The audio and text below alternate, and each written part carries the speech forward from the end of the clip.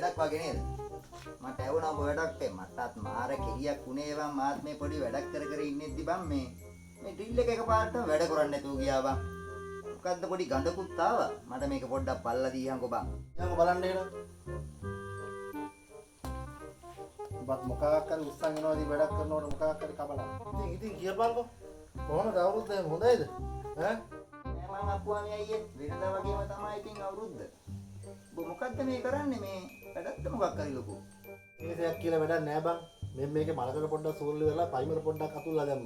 නැත්තම් මේකත් මල කර කනවා. කොහොමද මම බාල්ලට කියලා හදන්න දෙන්නේ? අද කාලේ. හොඳක් නෑ බං. ඔය තියෙන්නේ ඉතින් බාස් කෙනෙකුටත් වැඩි හොඳට කරලා වැඩේ. ඒක නෙමෙයි බං මට තියෙන ප්‍රශ්නේ. කනක් ඇහෙන්නේ නෑ බං ගෙදර.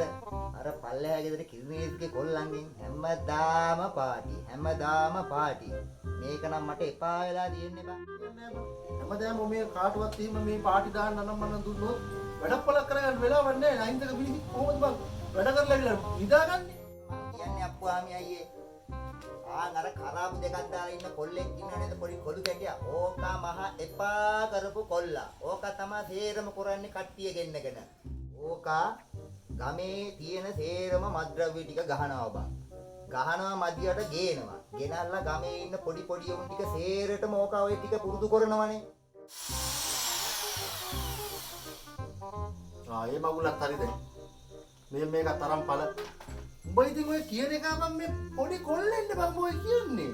මහලොකු මේ මහ මිනිහෙක් කියන්නේ. අප්පුවාමි අයියා දන්නේ නැහැ උගේ තරම ලොකුද පොඩිද කියලා. එපා කරපු එක බං ඌ. ඒක නම් හරියන්නේ නැහැ රජු. කොහොම කරලා හරියන්න දෙන්න බෑ. දැන් බලපන් අර හාමුදුරුවෝ කෙනෙක් පපුවට දැනෙන්න කතා කරනෝනේ. ඕකුංගා ඔය පෝල් ලබ්බවත් නැද්ද? උඹ යන්නද යන්නේ?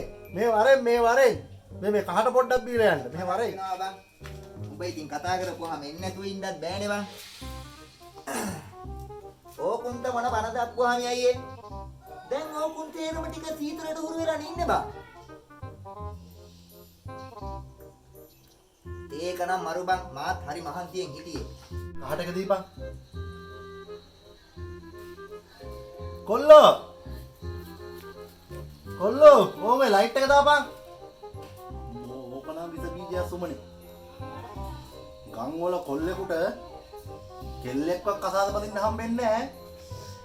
ඒ මොකද අප්පුවාම අයියේ බං? මොකද කොල්ලෝ කසාද බඳින්න නැතුව ඉන්නේ බං?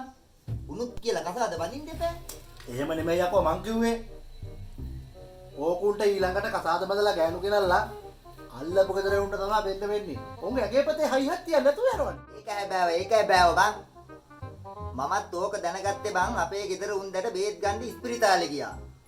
දොස්තර කෙනෙක් කියනවා මං අහගෙන හිටියේ බං. ඒක තමයි යකෝ මං කියන්නේ.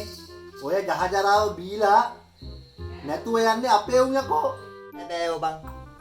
හැබැයි ඉතින් අර කිරිනේස්ගේ කොල්ලට කවදාවත් නැගිටීමක් නෑ බං ඈ. තමා බං මං කියන්නේ අර රටක් ආදරය කරන අර හාමුදුරුවෝ ගමක් ගානේ ගිහින් ඉවර වෙලා බණ දේශනා කරන්නේ නිකන් නෙමෙයි බොල මේ තරුණ ජීවිත ටික බේරගන්න. මිනිස්සු බයිනවා අප්පුවාමි.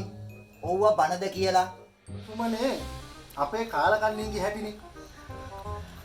නොතේරෙන පාළි තේරෙන විදියට කියලා දෙන්න හදපුවාම ඒක උන්ට මදි. පාළි වචනයක් හරි අහලා එවල නිවන් යන්න හදනේ උන්නේ මෙතන ඉන්නේ. නොතේරෙන දේ තේරෙන විදිහට කියලා දෙන්න මේ ටික රැක ගන්න ඕනේ යකෝ.